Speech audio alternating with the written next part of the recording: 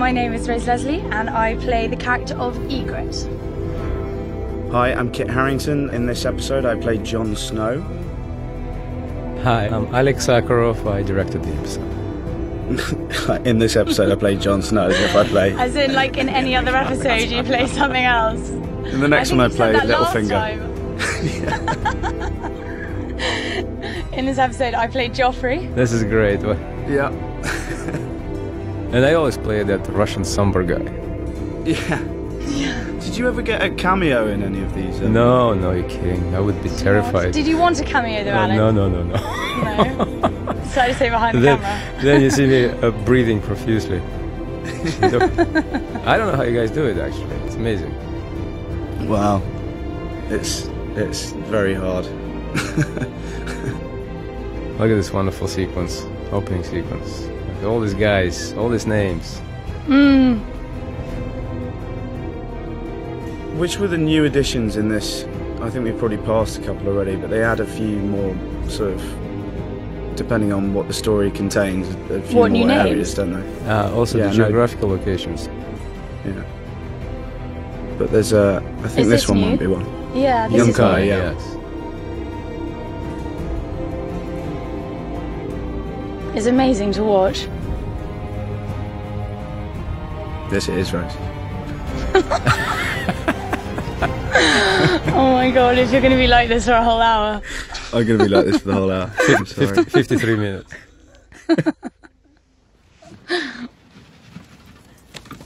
Oh, there we are. This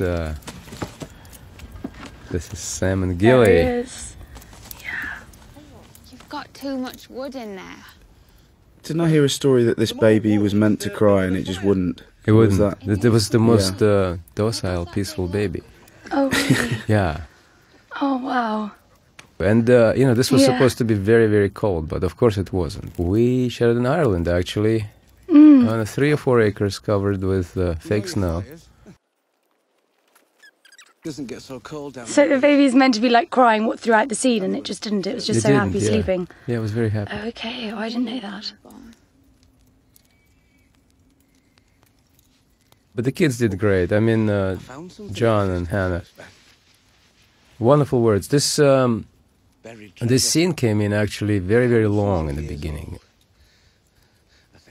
So there was actually a daunting task to trim it. Oh, right. From what I think 5.5 or 6 minutes to about 3.5 minutes. Oh, okay. And it worked out beautifully. I mean, it was very well written scene, so it was very difficult to trim the dialogue because every single word was just very well chosen. As you guys know, those scripts are terrific. Yes, they are. It must be. I bet there's bits that you find easy to edit, and then there's other bits that you just kind of fall in love with the whole scene. It must be very hard to cut it down.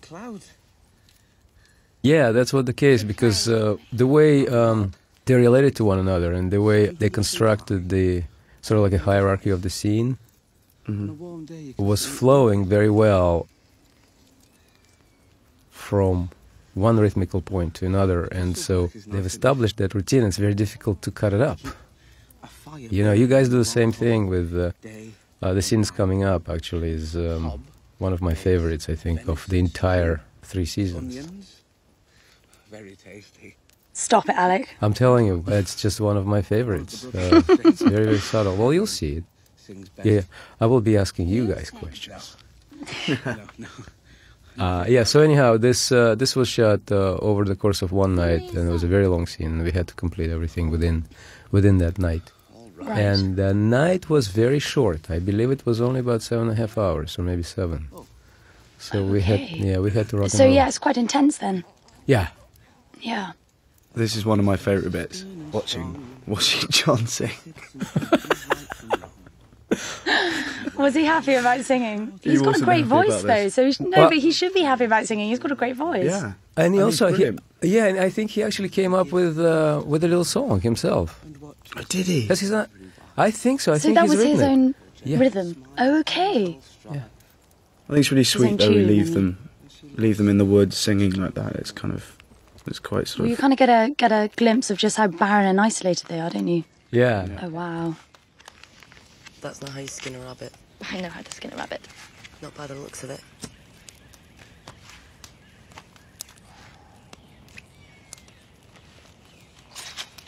And here's an interesting sequence. What was difficult to do is to do the timing, because we only had, I think, like half a page, or maybe 3/4 of a page. Blimey. So we had to be very fast with that. I mean, they had to be very fast with that, and boy, they did great. Yeah, it's one of those things as an actor, if you've got a bit of business, it's great, but if it's a really complicated bit of business, it can kind of get in the way. I guess, as actors, you guys prefer to have, I suppose you prefer to have some sort of business.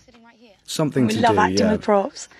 Acting with props, yeah. Acting with props is the only way we can both act. Right.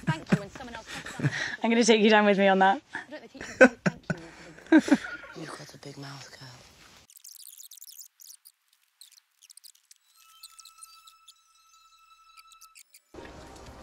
Ah, look at that. You guys, it's your scene. This was our first day. It was our first day, yeah. First day to kickstart season 3. Hell of a scene. It was in Belfast. Yeah. In Belfast in a forest. And chronologically, this is the first scene we come to where we're in Belfast rather than Iceland. Everything before this was filmed in Iceland. Which we actually shot later on. No. Yes. In true Game of Thrones fashion, we did everything backwards. We do that best. I did my first scene of season 3 first, and my Which is your last scene, wasn't it? or the other way around. Yeah. Aye. And this is you teaching me to put on crampons. Indeed. And then I have Ironic. to help you at the end as well. I have to end up tying them up for you because you do it so badly. Yeah. Sit down.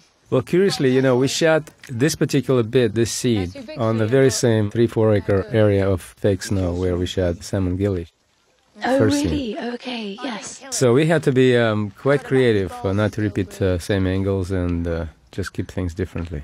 One of my favorite things here is how Euros and Ygritte interact with one another. And it's not so much what you're saying, it's how you hold the pauses and react to each other's words. There's a little moment there where you say, "Don't ever betray me." What Kid's doing there, just watch. It's and he's closing his eyes there, and I was like, "Oh yes, I gotta keep that in the movie. We just have to keep that in the movie." And just Just trying to remember my line, Alik. yeah. No, I somehow just I just felt it like we nailed it there. It was fantastic. Here, take a look. It's coming. Well, it's a brilliant scene. It really is.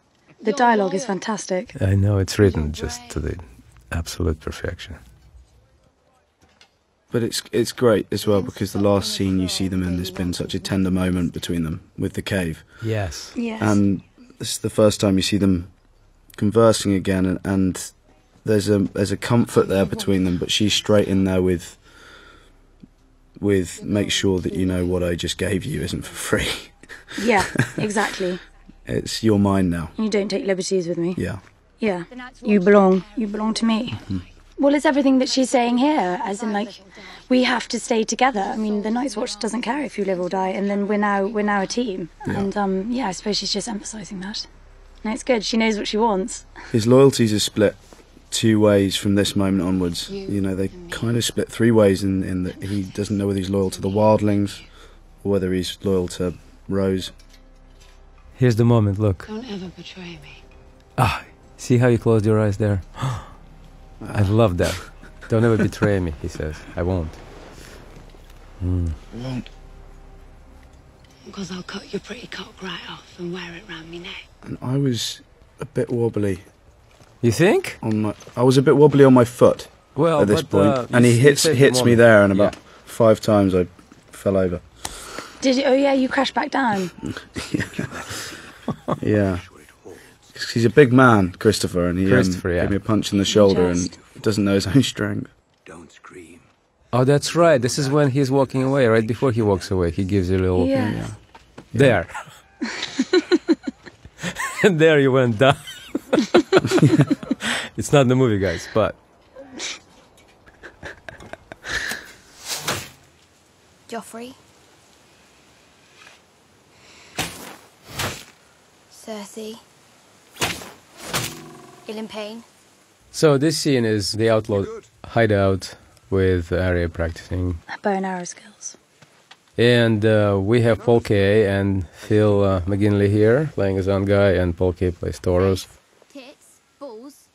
And again, this was a very tough location to shoot in. It's how come? Been raining for about 3-4 days straight. So then we arrived at So when we actually arrived in location, this was not the actual location I was going to shoot the scene. I was actually planning to go into the ravine, which was directly to the right of this particular location. But it was just a mudslide. It was absolutely undoable for us, and so we decided to quickly re-stage the whole action here, and actually worked out quite well for us because we had quite a workload that day, and we needed to complete everything within 9 hours. Okay. Simply because we're going to run out of time. Daylight, that is. And just by the skin of our teeth, we pulled it off. But I think it definitely pulled it off because of the location. It looks great. It kind of looks like, they're well hidden and secluded, which is what they obviously want. Yeah, but like we were leafy and everything. Yes, but there was this very spectacular location, actually, just literally about 50, 60 feet away to the right, and we couldn't use it. But we used it next day. Begging your pardon, milady. We'll be the judge of that.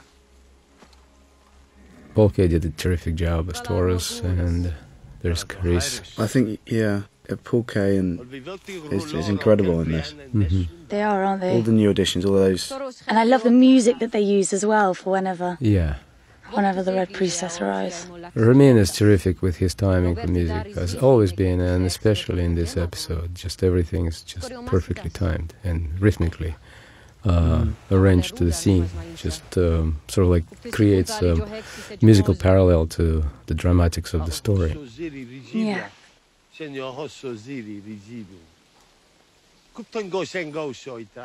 manages to speak a foreign language while acting drunk, which is just great. It's a bit of an accolade, isn't it? That's pretty impressive. Double whammy. It's difficult to do. He nails it. Double whammy. And now we're in the interior of the outlaw cave hideout. Is this the same cave that we used in episode 5? It is the same cave. Is it? Yes. Is this where you shot your intimate scene? Yeah. Yes. Oh, I think it is. Yeah, it does look kind of like the same size. So this is Belfast. This is interior in Belfast, yeah. They utilised this cave for a few scenes and shot it from different angles, I believe. We shot this on a stage at, I think it was stage B in Belfast. Is that where you shot your scene? I think it was, so. Yes. Well, this originally was a very, very protracted, long scene. Carice had quite a lot to do. She spoke quite a monologue there. Mm. And then we were desperate to lose some time within the entire episode, which ran quite long. And so this scene came as the one that a lot of trimmage was put to. And so I think 3 solid minutes were cut out of the scene. Wow. Right. Yeah. And a lot of it was basically about her faith and her commitment to the faith. I decided that all the gods were stories we told the children to make them behave. And did she speak it in High Valyrian as well, or? She started off in Valyrian, and then they switched to English. In the very beginning of exterior scene, when she shows up there. Oh, I see. Okay. They switched because, for several reasons. She's got incredible skin, Carice. Yeah, she does. She glows. She glows on screen. Exactly, yeah. She does. He was my friend. I thought what Paul did here was fantastic. He is phenomenal throughout the season, isn't he? He really is. And to carry this scene, which was kind of on him, and to change the tonal value of the scene when he finally gets sort of sober in his thought, and he says, "Our God is one true God." One true God. is completely changing the tone of the scene. I think it actually serves the scene so well. And again, perfect bit of writing there, just phenomenal. David and Dan, great writing. They do nail it. Oh my God! Every time you read this page, it's like they have a knack for nailing every scene. But I know that Kit and I have spoken about it several times. Like, it's such a wonderful thing as actors to be able to, you know, to learn the lines, and it just flows from your mouth so easily because it is so beautifully written. And it's a wonderful thing. You know good writing when it's easy to learn. It's very true.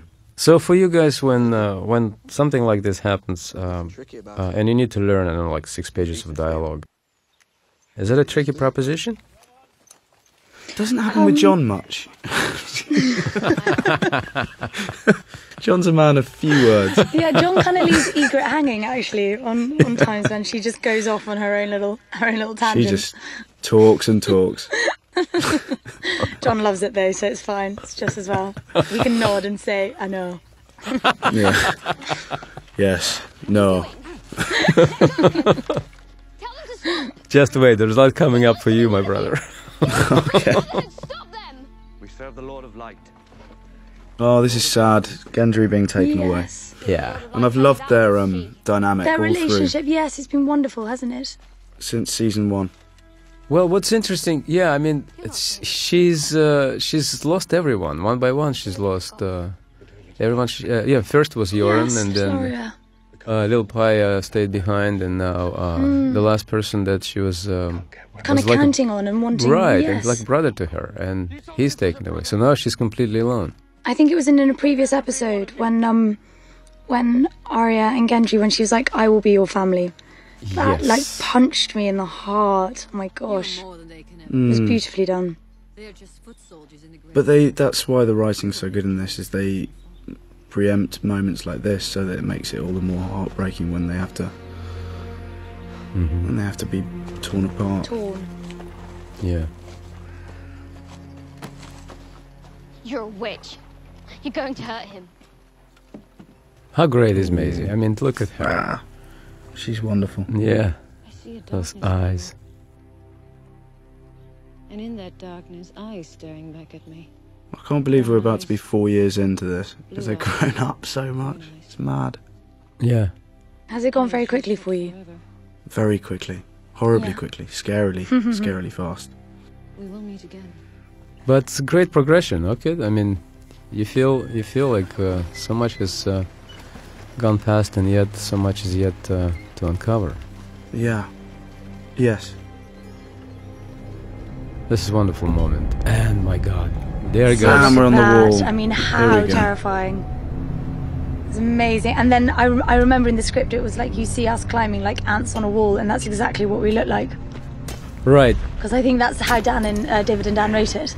Ants on a wall. So this was amazing to film. Tell me about it, guys. What was your experience? It was phenomenal. So this was in Belfast. So the art department, they built a 50-foot wall. Is that right? Yeah. It's about a 50-foot wall, yes. And it was made out of polystyrene. Is that right, kid? Plaster and wax. Yeah. Plaster and wax and polystyrene.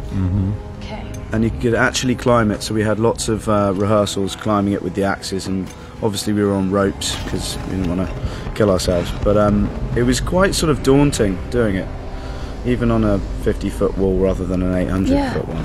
Because even when you were hanging up that high, kind of like, it was scary. Because you had the wind machine on your left and the snow machine on your right. And you couldn't hear each other. It gave a little bit of... Yeah. I remember Paul Herbert, who was our... That hurt, by the way. That really hurt. It looked quite sore because it really got you in the face. It got me. I always had to sit there while they chucked boulders at my face until one actually connected. Oh, stop it. It was weighing nothing. And then I was like, what, checking the gate? Like, no, I think we're going to just try another one for safety. And then you had to We didn't slide quite down. get you in the face. Yeah. Sorry. But I do remember I spoke with Paul Herbert, and I specifically asked him, is it possible for everybody, really, you Kid and Euros and Chris and Mackenzie, to actually climb, to actually physically climb so that we could see that Yes. physical exertion. And then you went and had a few lessons with him. Yeah, we did. So we started off rock climbing, and then we slowly progressed to actual ice climbing. And there's an amazing place in Covent Garden with a small little ice wall. And I did it about 3 times, and just kind of practiced. And you really kind of like, I mean, it's strenuous on the arms certainly, but also on the legs. And so actually, when we were there for that week shooting it, it wasn't such a big leap, so to speak. You kind of knew what you were doing, with the hammering away and everything. So it's very useful. Every bit as believable as it got. I mean, terrific. It was wonderful to have that it wasn't just CGI and we had a wall there to climb and you had Yes. the wind machines and the snow machines, you had everything. So when they called action, everything was very, as real as it could be about climbing a... Yeah. It really was, an yeah. Real hands-on, graceful- yep.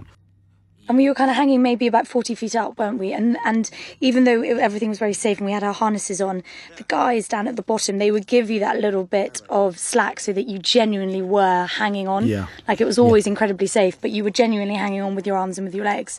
And then you had to start climbing and you're like, oh my God. It's a little bit scary, but it was a great rush. Good, How because long was it? It was about a week. We were there for a week or something. we shot good solid week, I think. I mean, there's so many little Rehearsals before.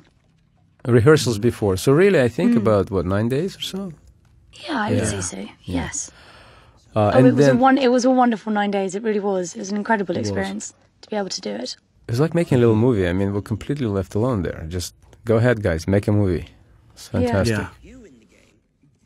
So this sequence between Alfie Allen and Ivan Roan, phenomenal stuff these guys did, and it required so much from both of these guys to sustain that sort of It's a dark place, isn't it? It's very sinister. I know. Yeah. To And sustain that must be quite draining.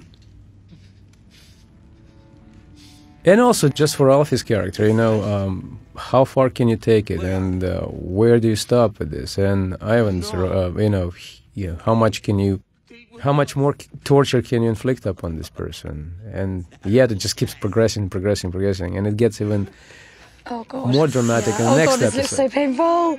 Oh God, so horrid. So what we had to do is secure his pinky such that it would fall into the pre-drilled crevice on the actual wood surface, and then his actual pinky was hidden inside that wooden surface, and then on top of it was plastered a prosthetic Fake finger. Yeah, and so Fake pinky. Yes, With blood inside. Exactly, and so it was fed by a little tube with blood, and so they did a great job. The effects. I know. Alfie said that, I mean, this was, obviously he's not really being tortured, but Alfie, I remember seeing Alfie in the bar when he'd come back from Is he not shooting really one being of these tortured? scenes. No, he's not really being tortured. Is he not? Wow. Well, a little But bit. him being in that position all day was It's apparently torture. hugely uncomfortable for him. It was uncomfortable. And it was really hard to do. He wasn't. Well, he a was happy basically boy. hanging by his. I mean, look, he's basically just hanging off of his arms there. Yeah. And God, it must be so tiring. Look at that. Wow. he was there for about, I would say, 10 hours. Really? Yeah. Oh. My God, well done, Alfie. That's insane. Yes, he did a terrific job, as did Ivan. And so the actual scene, I think, came off of the pages at about 6.5, 7 pages. So this was a very intense, very grueling day for these guys, because they had to be on the entire day. It must have been extremely exhausting, just emotionally exhausting. And yet, one note every time you go for another angle, every time you go for another take, this kid's just unbelievable. Nobody could watch this. Even I couldn't watch it. Oh my God. I think I just did one take. Oh, it's so gruesome. No. And this was done at the 11th hour. No, they both do spectacularly. They really do. Oh my god! Oh. You missed one of my favourite lines is, if you think this has a happy ending, you haven't been listening. It's just so sinister. Yeah. I win. Thank you for riding here so quickly. And now we're on River Run. And Rob Stark. One of my favourite actors on the left there, Tom Brooke. He's brilliant. You worked with him? No, I've never worked with him, but I've admired his work for a long time. He was wonderful. He was in a play called Jerusalem, which was very, very amazing. Mm-hmm. Which is incredible. Yeah. He's done a lot of other theatre in London. That's the amazing thing about Thrones, is that you're watching it and then you're totally unaware who they have cast, and then suddenly one of your favourite actors pops up and you're like, no way. So it's just brilliant. It's like, hey. It is his once the war is over. I have to give credit to David Katz-Nelson, who was director of photography of this episode. He did a great job with lighting and you know, shading the scene in this very wonderful, very subdued values. Mm-hmm. Really beautiful, beautiful work as a director of photography. No. Our father requires Lord Edmure to wed one of his daughters, Rosalind. This was actually very first scene that I started my work on the episode. Okay. It's a good one to start off with. Yeah, it was great actually, and we were all very nervous. It was a very long scene, and we had to complete the scene within one day. Nervous because of the time, actually, because what I wanted to do is shoot from both lines of action. Basically, you know, you're looking at the room as we're looking at it right now, and then another line of action was to jump 180 degrees and right here as we're seeing it now, and photograph the scene in complete reverse, which would require quite a bit of time to reset everything, to reset the lighting and to reset the cameras and all that.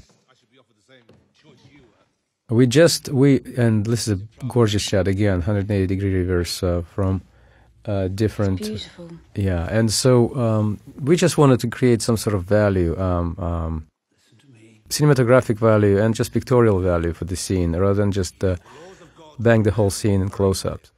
And I have to give credit not only to these wonderful actors who were completely flawless, just flawless, but also give credit to Bernie Caulfield and Chris Newman, who are our producers and who saw the value in it and saw what I wanted to do, and they gave us what we needed to do to accomplish the scene. I mean, it's a rarity to have that commitment from producers, and yet there it was.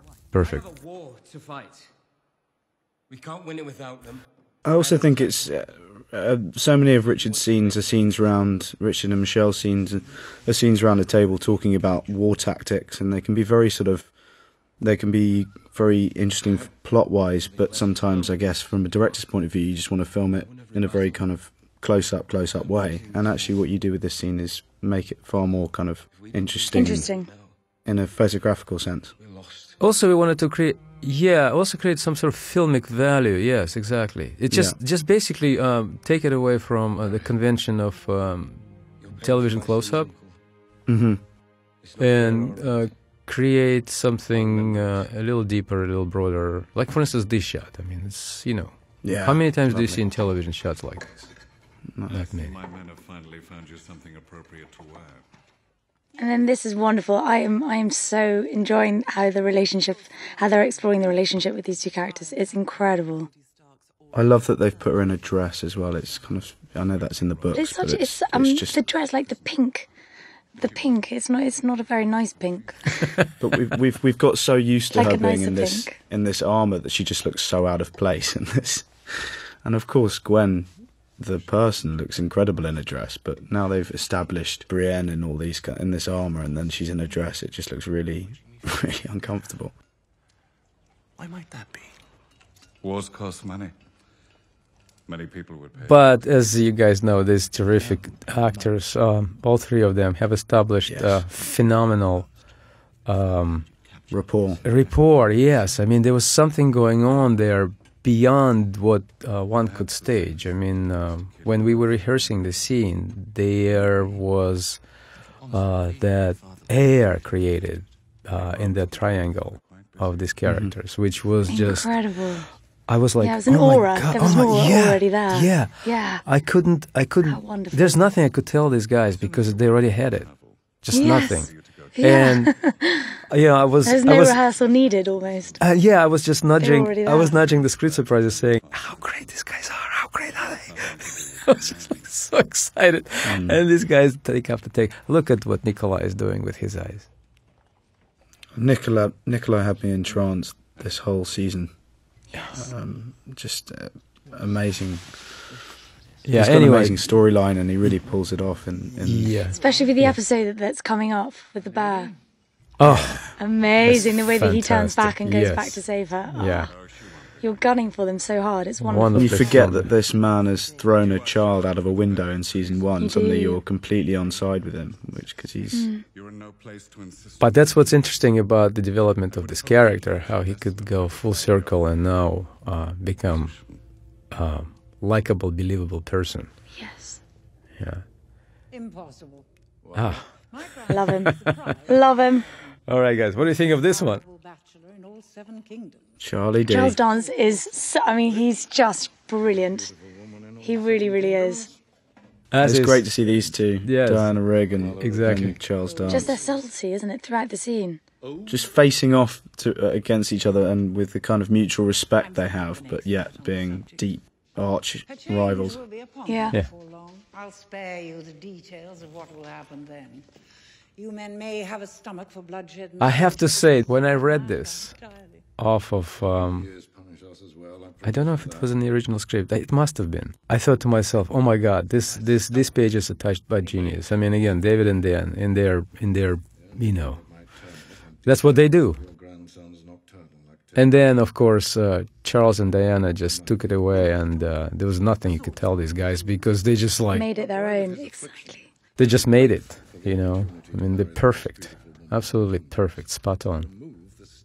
And I don't think we shot for a long time. I think we only shot a couple of takes on each angle. Really? Of course, because they just bish bash bosh. I mean, they just did it. I tell you what, there was nothing. I wouldn't want to be a director coming up to Charles Dance when he's in Tywin mode and giving him a note.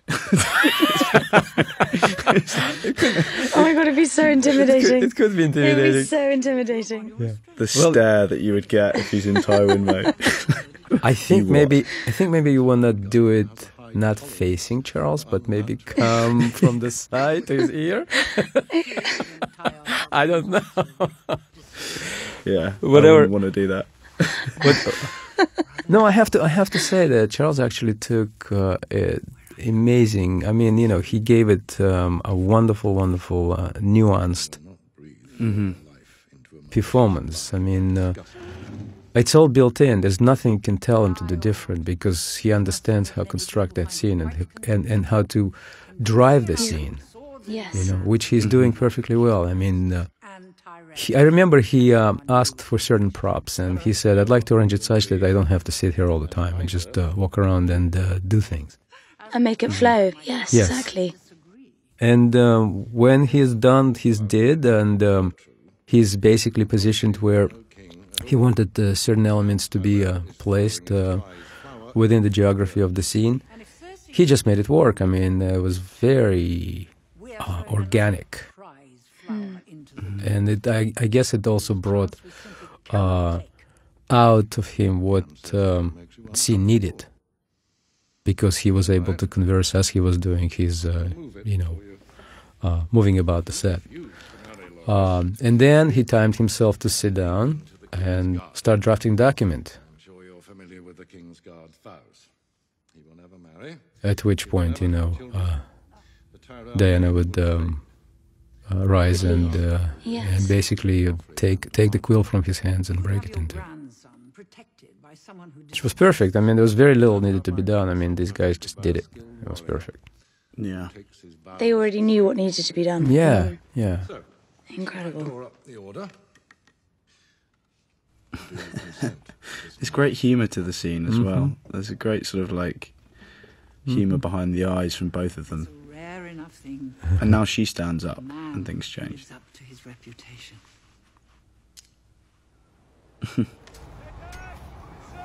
And we're back. Here we go, and we're back. The second major section. Wall. And so that That's is my a great favourite shot. That is oh my my gosh, it's my shot. favourite shot. And I loved it when it appeared on the trailer. I was like, wow. Yeah. Christoph looked incredible. Yeah. Very tired at this point. This sequence. Well done, Ygritte. Look what she's done. Thanks. I just ruined it. I'm so sorry I kill all my friends. I'm so sorry. You just I don't even killed apologise. loads of people. Sorry, guys. Sorry, See guys. ya. Sorry, guys. And there it goes. And there it goes. And we had an actual moving piece like that kind of on the wall that fell like that, didn't we, Alik? It was We incredible. did, yes. Actually, it was The built into the hydraulics were scene. incredible. But then, of course, special visual effects took over, and my God, what did they create? Absolute genius. Look at that. Oh my God, and do you remember we had to be dangling there for a while and then doing the whole... Wasn't I helping too much on swinging? I think I was told that I was helping too much. Were you? I didn't notice that. Oh, did you not? Cheers. I was giving it my all, thanks. I mean, you had to dangle there for a while, I remember. And how were your backs after that? It's okay, I think actually. we had pads. Didn't we have back pads? Or Yeah. at least we were told by the stunt coordinators. They were telling us kind of like how to kind of dangle, so to speak. This is my favourite bit to do, the swinging bit. It was good fun. I mean, I love how you saved the day here. Look. Just in time. Oh my Oh, God, nearly. I know. The suspense, incredible. A little bit of a... Oh, I love that. Slam. Slam.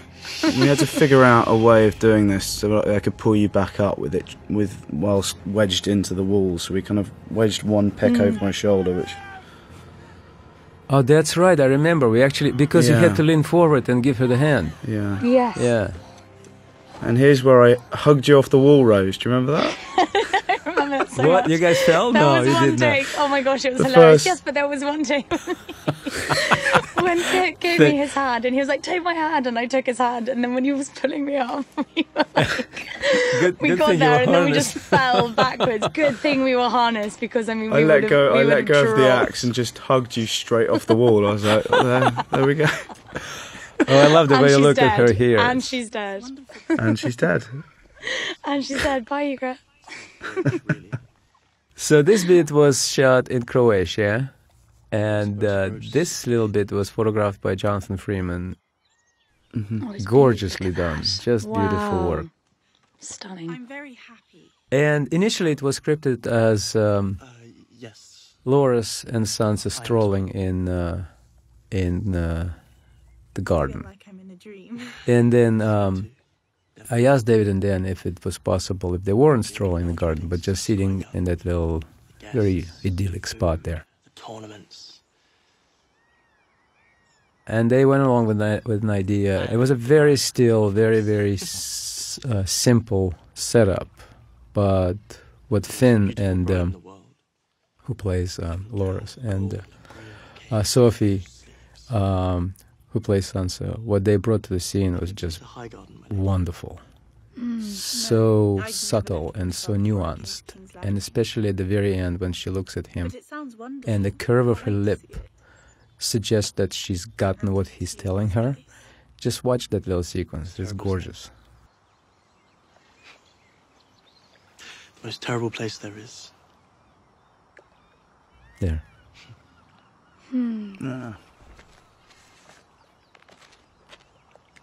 Lovely. Just fantastic performance from fantastic actors.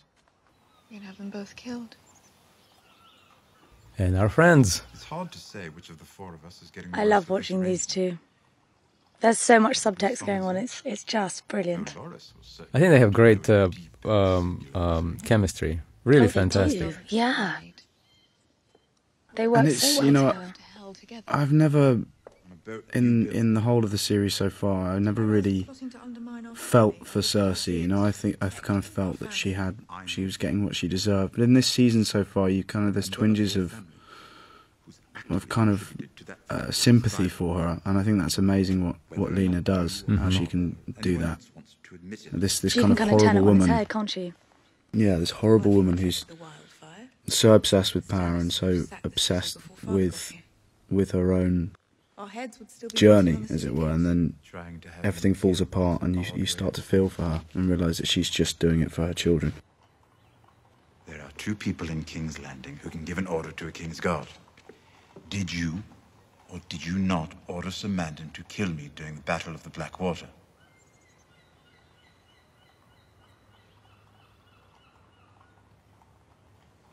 Wonderful timing there between the impulse, I understand.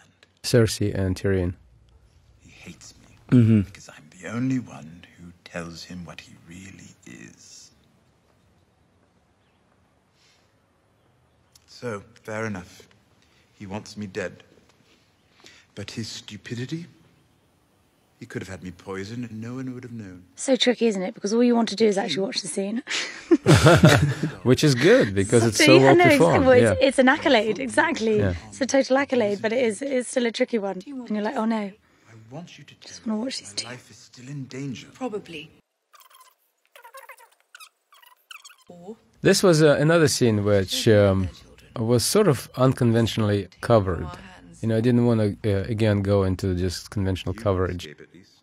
We just pretty much held it in pretty specific kind of pictorial value shots. And I'm glad that the editor kept it and kept the value of that, the way we had it originally composed it. Did you have 2 different directors of photography during this episode then, Alik? I just had Croatian portion that was shot by Jonathan Freeman, but the rest was shot by David Katznelson, who's who's done an amazing job. Yes, I think we had David for the wall, didn't we? Yes, we did. Yes, we did. Yeah. Right. And I was gonna ask Alik, but coming from being a director of photography yourself and coming into being a director, do you sort of like?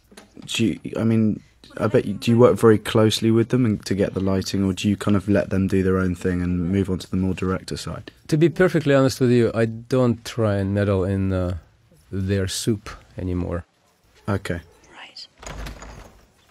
Lady Chancellor Lord Tyrion to see you. Should I? I would like to concentrate on, issues like performance, and so working closely with actors is my #1 priority, and I'd like to keep it at that, and I feel that the likes of David Katznelson or Jonathan Freeman, they're so good at what they do. Yes, so you have that trust in them anyway, so actually there's no real need to kind of nestle in, as you say. No, and I get tremendous joy from working with actors.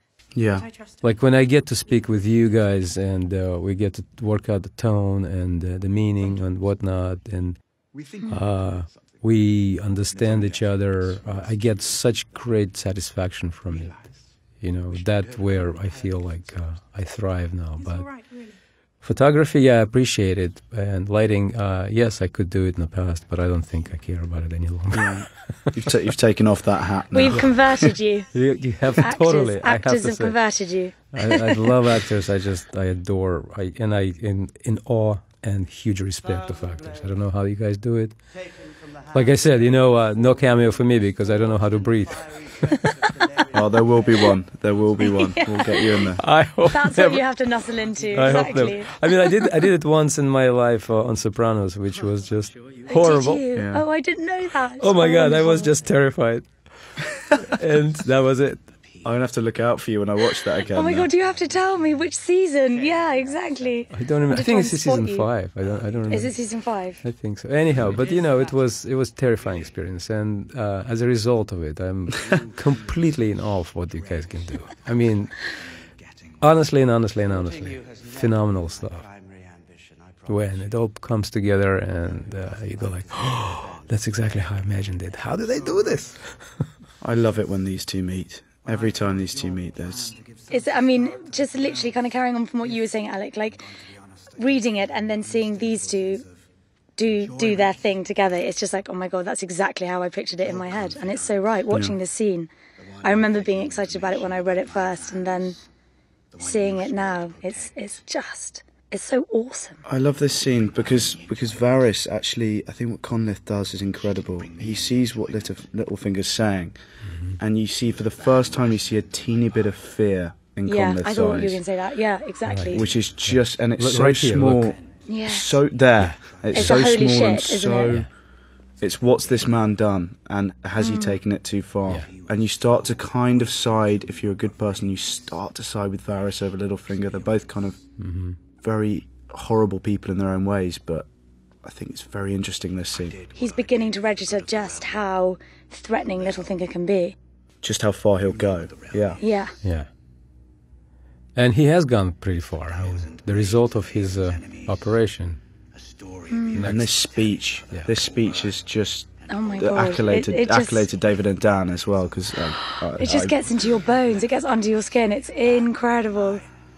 It sent shivers, literally shivers. And the music as well. The whole thing. Chaos isn't a pit. Chaos is a ladder. Oh, and then this was creepy. The fact that you don't actually see the action. You just see Joffrey walk away. It is kind of even more gruesome than if we had seen how he was going to kill Rose. Curtain call and big love to Esme Bianca, because that's where we leave her.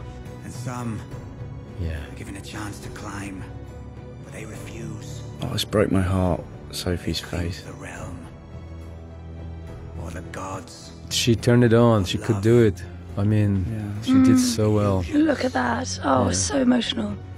Only the ladder is real. Very touching. The climb is all there is. Here we are again. So this is on a completely different stage. It is. This is no longer the wall that we were climbing. This is just like the top. Yeah. Isn't it? Yes. I remember that day. Probably one of the brightest days of my life when we did this. And I don't know, I could hug you forever there, guys. You did such a phenomenal job. Look at this exertion. Look at this. I mean, I totally believed it. I love this ending because it's very rare you leave Thrones with an ending which is on a high, on a positive. It's a happy, yes, exactly, a positive ending. Even though you don't know what's going to happen to these people or where they'll end up. For this moment here, a bit like the cave scene, there's a bit of joy that's entered their lives. Well, it's a rarity for Thrones, isn't it? It's a rarity when it does kind of like end like that. I also thought there was a progression in this episode about Jon Snow and Ygritte. Yeah, very much. I mean, so. we started at the bottom of the wall, really, and you've gone through 700 feet of the climb, and here's the result of it. I think what you did here was very beautiful, Rose.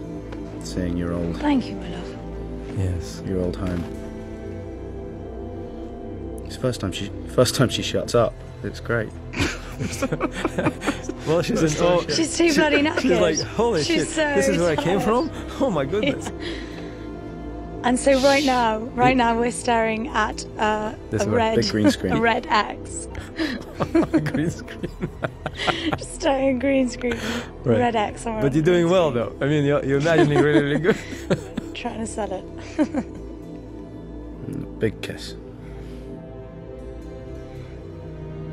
It's a lovely image when it zooms out. Yes, when we put it back. You see just how beautiful Westeros is.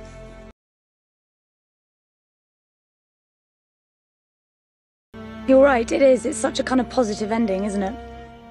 Well, it's hopeful. This was the first time you get to see this world from the top of the wall again. You get to see it from this angle down that way, whereas we've only ever seen north before. And that's the world where everything's happening, where everyone's trying to get to. Terrific performances, guys. Thank you so much. You just nailed it. And brilliantly directed. Thank you. It was a phenomenal episode to shoot. It was wonderful. And all these wonderful people that deserve huge thanks. Excellent script, excellent production values. You know, we got to also thank the special visual effects team who just nailed it. I mean, how beautiful was that? Oh, they really did. They really did. Yeah. I remember when we were shooting the wall scene, I remember seeing a little bit of the kind of where they were going to go with it, and then just seeing all the CGI and the effects kind of like in the final product is incredible. It really was. You felt so kind of scared for the characters up there. Well done, guys. Thank you so much. I'm Alik Sakharov. I directed this episode. I am Rose Leslie. I played Ygritte. And I'm Kit Harington, and I played Jon Snow. Bye-bye. Thank you. Thank you. Thank you.